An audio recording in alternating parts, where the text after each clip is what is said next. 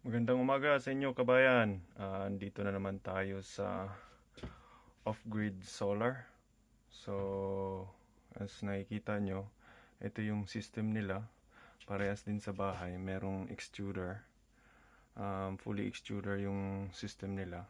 So, 48 volt, 4,000 watts. So, sa ngayon, naka-power up yung bahay nila. So, ang gagawin ko dito is magre-replace ng battery.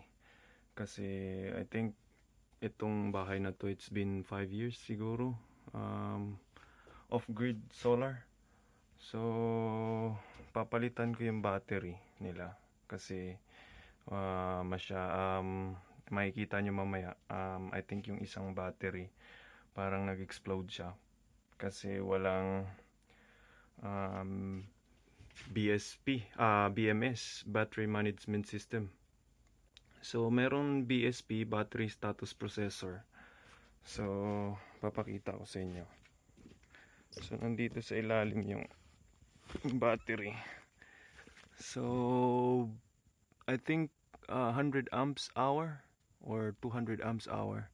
So, 12 volts, bali 4 string. So, 48 volt. Pero kung mapapansin nyo, merong isang battery, ayan, swollen na, parang sumabog ata. So, mahigit 5 taon lang nila tong nagamit. Siguro depende rin sa pag-program ng battery. So, yan, dangerous na siya. So, nagli-leak siya ng gas. Ayun yung BSP, Battery Status Processor. So, ang problema kasi sa 12 volts, naka-string siya. Kung wala kang BMS, Battery Management System, so, anong nangyayari? 12 volts, may 13 volts, may 14 volts, hindi pantay-pantay yung charge. So, kung may BMS ka, Battery Management System, ini-equal niya lahat ng charge. So, nangyayari, yung isang battery siguro na overcharge. Hindi kagaya doon na sa napanood yung previous video ko, yung off-grid solar ko, merong BMS kahit sa mga ganitong 12 volts battery. Kasi usually ang BMS sa lithium ion din. 2 volt cells or 1.5 volt cells, kailangan mo talaga ng BMS, Battery Management System.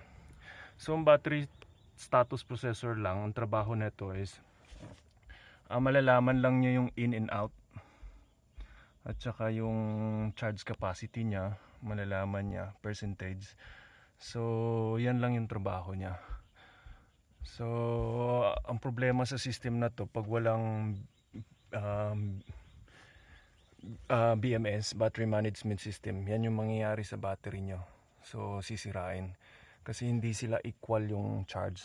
So, kung iti-test mo, 13 volts, 12 volts, yung isa 11 volts. So, yung isa overcharge, 14 volt. So, yan. Mag-explode siya. So far okay naman.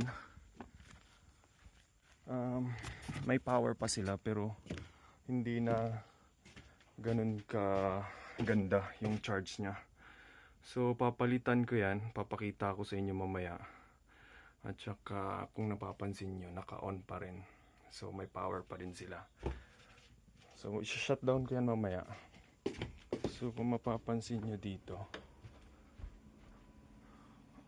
48.6 na lang.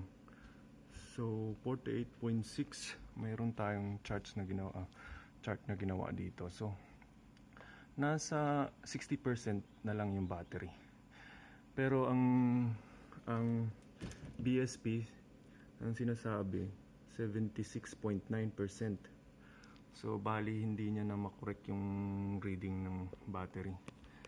So paano na talaga siya, wala na yung life niya. So mabilis na lang mag-charge, mabilis din mag-drain.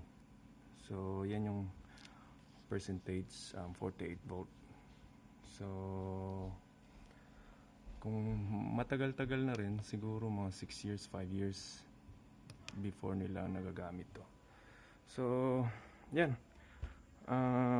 Balik lang ulit ako. So,